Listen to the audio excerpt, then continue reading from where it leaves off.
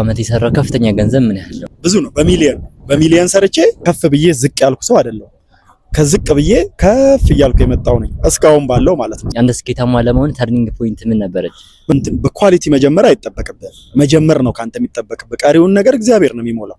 ስንት ዓመት ነው? 31። ሰላም ጓደኞች እንዴት ናችሁ? ዛሬ ደግሞ በኢትዮጵያ የሚገኙ ሚሊዮነርና ቢሊዮነር እንዲሁም ደግሞ ቢዝነስ ኦነሮችን መንገድ ላይ ያስቆምኳቸው ስለ ስኬታቸው፣ ስለ ጆርናቸው እንዲሁም ደግሞ ወጣቱን ጄኔሬሽን ምን ትመክራላችሁ ብዬ ጠይቃችኋለሁ። እናንተም ይሄን ቪዲዮ በመመልከት ለስኬታችሁ አንድ እርምጃ መራመድ ትችላላችሁ። እኔ አህዱ እባላለሁ። በተለያዩ ሶሻል ሚዲያዎች ላይ ታገኙኛላችሁ። ወደ ዛሬ ወደ ሚሊዮነር ነው ወደ ቢሊዮነር ቪዲዮ አብረን አልፋለን።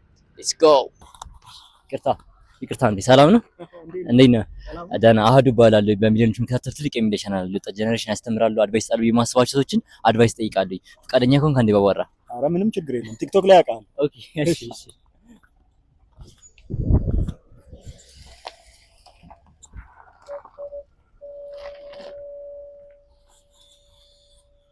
ሰላም ነው?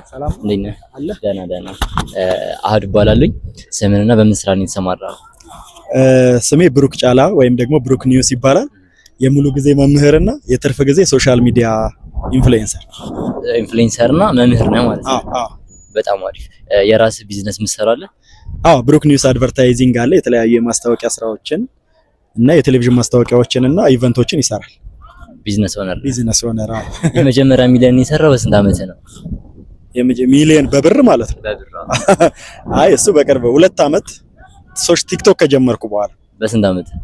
በ29 ዓመቴ መጨረሻ ላይ ነው። ወደ 30 ዓመቴ ላይ በቃ። ዋው! አሁን ስንት ዓመት ነው? 31። በጣም የሚገርም ነው። የመጀመሪያ ሚሊዮንን ሜክ ስታደርግ ምንድን ነበር የሰራው ሰዓት? መኪና ለመግዛት ቆጥቤ ነው። ሶሻል ሚዲያ ላይ የማስታወቂያ ስራዎችን ሰርቼ ቆጠብኩና ብሩን 1 ሚሊዮን ሞላ። ከዛ መኪና ገዛው ጨመረ። ስኬት ላንተ ምንድን ነው? ስኬት ማለት ከገንዘብ ዘለል ያለ ነገር ነው። ስኬት ማለት በመጀመሪያ ደረጃ ስኬት ማንነትንና ብቃትን ማወቅ ነው። ሁሉም ሰው ለራሱ የራሱ የሆነ ልዩ ተሰጥኦ አለው ብዬ አስባለሁ። ግን ዋናው ነገር ማንነትህን ብቃትህን ማወቅ ነው። አንድን አሳ ዛፍ መውጣት አታወዳድራትም፣ ወይም ደግሞ አንድን ዝንጀሮ ውሃ ዋና አታወዳድራትም። ስለዚህ ብቃቷ ይለያያል ማለት ነው። ስለዚህ ያንን ብቃትህን ማወቅ ነው ዋናውና ሁለተኛው ነገር ለትውልድ ለሌላ ሰው የሚተርፍ ዘርዘርተ ማለፍ ነው። እና እነዚህ ሁለት ነገሮች ስኬት ናቸው ብዬ አስባለሁ። ለሌላ ሰው የሚተርፍ ነገር ሰርተ ማለፍ ነው። ፈቃደኛ ከሆንክ ይሄ ቪዲዮ ስፖንሰር የሚያደርግ ድርጅት ይሻል ሰምተን ብንመለስ በጣም አሪፍ ደስ ይለኛል። ሚሊዮን ትገባለህ። መሀል አዲስ አበባ ላይ ቤት ልግዛ ብለው አስበዋል። ባማ ኮርነር ስቴት በአትላስ በካሳንቺስ እንዲሁም በባምቢስ ከባለ 1 እስከ ባለ 3 መኝታ ቤቶችን ይዘንሎት መጠናል። ጥራትን ከፍጥነት ጋር ባማ ኮርነር ስቴት። ስለዚህ አንድ ወጣት አሁን ስኬታማ ለምን ምን ማድረግ አለበት? ስኬታማነት ያው ቅድም እንዳልኩ ነው፣ ብቃትህን ማወቅ ነው።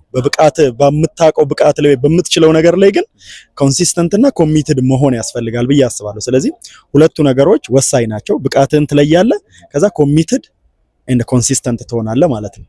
በዛ ሁኔታ አሪፍ ነገር ይመጣል ብዬ አስባለሁ። ያው ገና ነኝ ግን ካለ የተሞክሮ ማለት ነው። ዋው! አሁን ብዙ ወጣቶች አንድ ሰው ስኬታማ ሰው ሲያዩ ተርኒንግ ፖይንት አለችና አንድ ስኬታማ ለመሆን ተርኒንግ ፖይንት ምን ነበረች? መፈልገውን ነገር ለማድረግ ወደ ኋላ ለማለት ነው። እኔ የተማርኩት ኢንጂነሪንግ ነው። በኢንጂነሪንግ ነው ማስተምረውም ማስተርሴንም የሰራሁት በኢንጂነሪንግ ነው። ነገር ግን ዜና ነገር ላይ ፍላጎት ስለነበረኝ ሳልማር ሄጄ አንድ ድርጅትን በዜና ቅጠረኝ ምናምን አልኩት። እግዚአብሔር ይስጣቸው እነሱም ቀጠሩ። ተርኒንግ ፖይንት ያቺ ነች ብዬ አስባለሁ። ከመምህርነቱ ከተቀጣሪ ሜንታሊቲ ወጥቼ ሌላ ሰው ጋር ሄጄ እቺን ታለንቴን አሰስ ማድረግ ፈልጋለሁ፣ መሞከር ፈልጋለሁ ብዬ ራሴ ሄድኩኝ ማለት ነው። ሲሄድ ለምን አልተማርክም? ጆርናሊዝም አልተማርክም? ልምድ የለህም አሉኝ። ግን ሞክራለሁ አልኳቸው፣ ተቀበሉኝ። ስለዚህ ሄድኩ ራሴ ማለት ነው። የለኝም አልተማርኩም ብዬ አልተውኩትም፣ ተማርኩበት ነገር ሌላ ቢሆንም ማለት ነው። ያኔ እዛ ተቀጠርኩ። ከዛ ብዙ ፕሮሰሶችን አልፌ ከዩቲዩብ ተቀጣሪነት ወደ ራሴ ቲክቶክ ፕላትፎርም መጥቼ ደግሞ ቲክቶክ ደግሞ ጥሩ ሆነ ማለት ነው። ስለዚህ ተርኒንግ ፖይንቱ በምትፈልገው ነገር ላይ ብቃት አለ ብለህ የምታስበው ነገር ላይ ፑሽ ማድረግ ይፈልጋል። ኮሚትድ ነው። ስለዚህ ብቃታችን ያለበት ነገር ላይ ኮንሲስታንሲ ለን መስራት ማለት ነው። ፐርፌክት። በዚህ ሰዓት አዋጭ ነው የምትለው ኢንቨስትመንት ዘርፍ ምንድነው?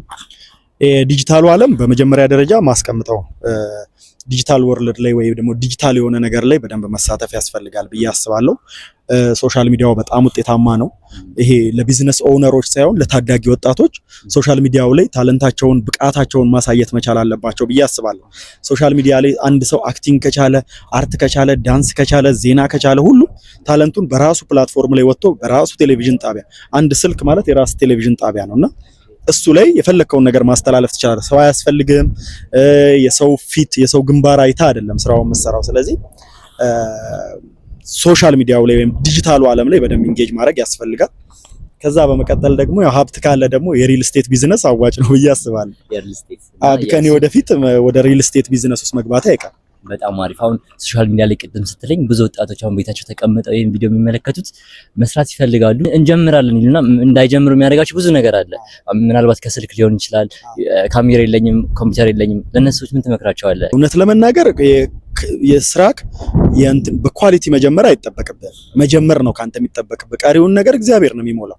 ማለት ስኬት ከእግዚአብሔር ነው ሁልጊዜም እና አንተ ልክ ባለክ ነገር ስትጀምረው ባለክ ነገር መስራት ስትጀምር ኮሚት ስትሆን ኮንሲስተንት ስትሆን እግዚአብሔር ስኬትን ይጨምርልሃልና ከኋላ ይጨምርልሃል። እነዚህ ስልክ ኢንተርኔት እና የምትላቸው ነገሮች ቀጥሎ የሚመጡ ነገሮች ናቸው። አንተ ጀምራቸው።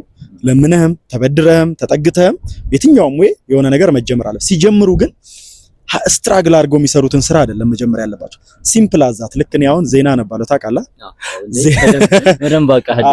ስለዚህ ዜና ሳነብ እንደዚህ ስልኬን ይዤ በአንድ ደቂቃ ውስጥ መጨረስ እችላለሁ። ያ ታለንቴ ስለሆነ ስለዚህ የሚቀላል ነው ለኔ ማለት ነው። ቀላል የሆነውን ነገር ዳንስ መደነስ እኔን ዳንስ ደንስ ብትለኝ አልችልም። ስለዚህ ዳንስ መደነስ የሚችል ሰው ሶሻል ሚዲያ ላይ ሲመጣ ለሱ ቀላል ነው ማለት ነው። ስለዚህ ምንድነው ያ ሰው የጀመረው በሚችለው ነገር ቀላል በሆነው ነገር ሲጀምር ውጤታማ ይሆናል ብዬ አስባለሁ። ዋው! በህይወት ውድቀት አጋጥሞ ያውቃል? ውድቀት ሲያጋጥም ሲያን ውድቀት እንዴት ነው የምትወጣው? የኔ ህይወት ከውድቀት ነው የጀመረው ማለት ትችላለህ። ማለት ጥሩ በሚባል ቤተሰብ ኑሮ ምናምን አይደለም ያደግኩት። እግዚአብሔር ነው እዚህ ደረጃ ያደረሰኝ ብዬ ነው የማስበው። ስለዚህ ከታች ነው ስቴፕ ባይ ስቴፕ ነው የመጣሁት። በመሀል ትልልቅ ፈተናዎች መጥተዋል። ነገር ግን እግዚአብሔር ይመስገን ያው ከእግዚአብሔር ጋር ብዙ ነገሮችን አልፌያቸዋለሁ። ግን ይሄ ከፍ ብዬ ዝቅ ያልኩ ሰው አይደለሁም። ከዝቅ ብዬ ከፍ እያልኩ የመጣው ነኝ እስካሁን ባለው ማለት ነው። ስለዚህ ስሎፑ ጥሩ ስለሆነ እስካሁን ድረስ እግዚአብሔር ይመስገን ነው ማለት ነው ፈልገው። በአመት የሰራው ከፍተኛ ገንዘብ ምን ያህል ነው? በአመት ከፍተኛ የሰራሁት በዚህ እንደዛ አልደመርኩትም። ግን እኔ ማስታወቂያ ድርጅት አለኝና ግብር ከፍያለሁ። ግብር ከከፈልኩበት እሱን ማወቅ ይቻላል። ብዙ ነው። በሚሊየን ሰርቼ በመቶ ሺዎች ግብር ከፍያለሁ። ስለዚህ እንደዛ ነው። ዋው! በመጨረሻ ደረጃ ለወጣት ጄኔሬሽን ምን መልእክት ማስተላለፍ ትፈልጋለህ? ቅድም ያልኳቸውን ነገሮች በደንብ ደግማችሁ ብትሰሟቸው ደስ ይለኛል ብዬ አስባለሁ። ስኬት ከገንዘብ ጋር የሚገናኝ ነገር ነው ብዬ አላስብም። ነገር ግን ስኬት ማንነትን፣ ብቃትን ማወቅ ከዛ ባለፈ ደግሞ አጠገብ ላለ ሰውም ሆነ ለቀጣይ ትውልድ የሚተርፍ ስራን መስራት፣ ይሄንን ታርጌት ያደረገ ጉዞ ቢያደርጉ ብዬ አስባለሁ።